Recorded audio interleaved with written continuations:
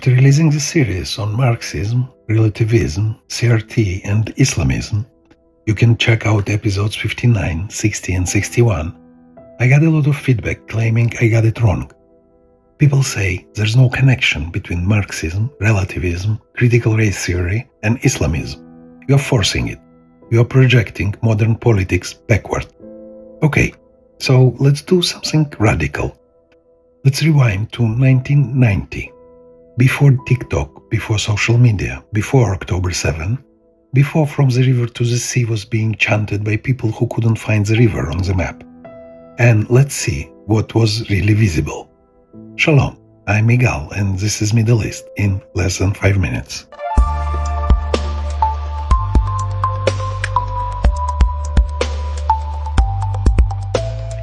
A scene from 1990 that explains 2026.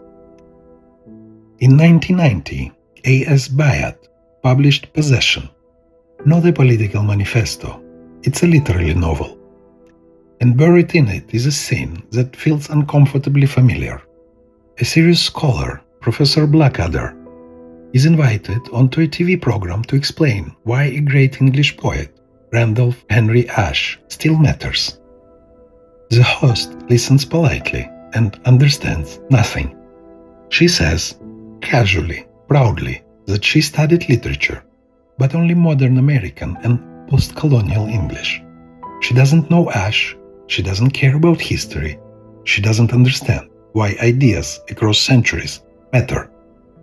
And here's the line that should make your stomach drop. So tell me why we should still care about him. Not what he wrote, not what he meant, but why he deserves attention now. And suddenly, history has to justify itself morally.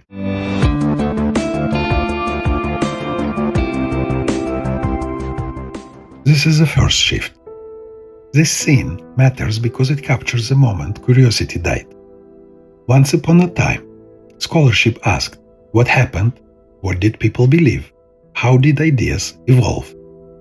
Now it asks, who benefits? Who's oppressed? Why should I care? Does this serve the present narrative? Ashe isn't dismissed because he's bad. He's dismissed because he's inconvenient. He's male, white, European, interested in Jewish history, Roman history, deep time, belief, and continuity. And suddenly, that requires apology. Byatt wrote this before CRT became mainstream, before decolonizing the syllabus was a slogan, before identity replaced inquiry, but the logic was already there.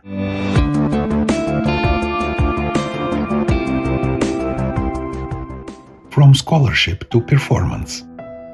Look at what happens next in this scene. Another scholar arrives, Leonora Stern. She understands the game instantly. She doesn't explain history, she performs relevance. She turns literature into sexuality, power, oppression, rebellion, and identity.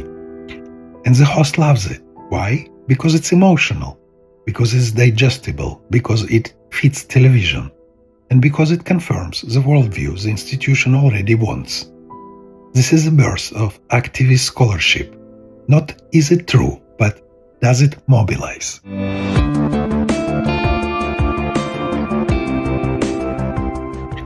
This is where relativism enters. Relativism doesn't say everything is false.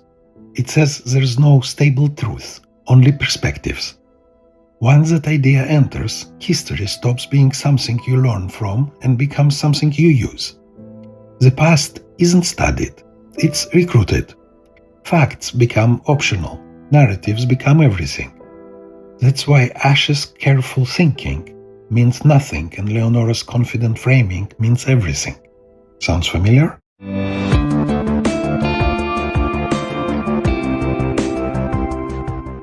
Enter Marxism, without the factory. By the time Possession is written, classical Marxism is already failing economically. So it mutates. Instead of worker versus owner, you get colonizer versus colonized, dominant versus marginalized, oppressor versus oppressed.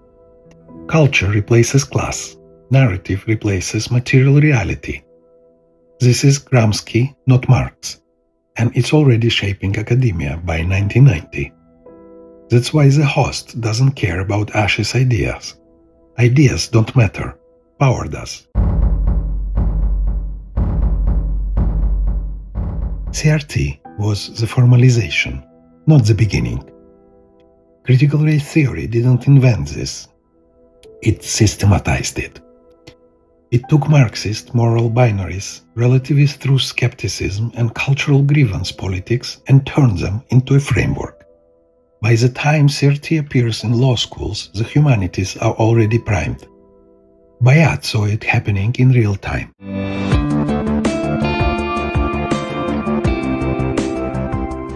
So where does Islamism come in? Here's where people get uncomfortable. Islamism didn't infiltrate the system, it plugged into it.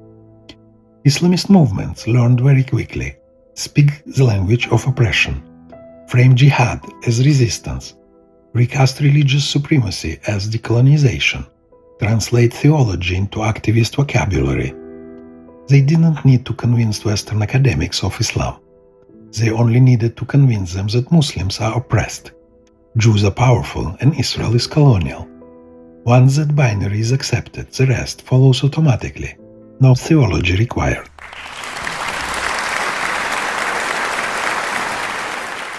Why Byatt matters here? Byatt wasn't writing about Islamism. She was diagnosing something deeper. A world where history must justify itself politically, where complexity is a liability, where patience is irrelevant, where depth is elitist, where emotion beats evidence. Once that system exists, any ideology that can dress itself as oppressed will thrive inside it. Islamism just happened to be very good at it.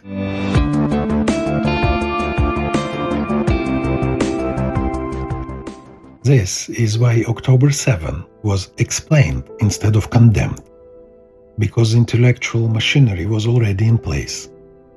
Once you've trained generations to ask who has power instead of what happened, and what's the narrative instead what's true, then massacres don't shock, they get contextualized. Babies don't matter, frameworks do. Byatt saw the early warning signs. We're living in the consequences.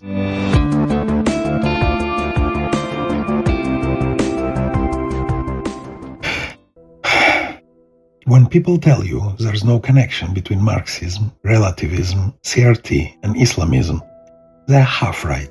There was no conspiracy. There was something worse. A slow, comfortable abandonment of truth in favor of moral storytelling. Once scholarship stopped asking why things are true and started asking who deserves sympathy, the door was already open, and everything that followed walked right in. I'm Miguel, and this was Middle East in less than 5 minutes. Sometimes the most important warnings aren't shouted. They're written quietly, 35 years before anyone wants to listen. Until next time, Shalom.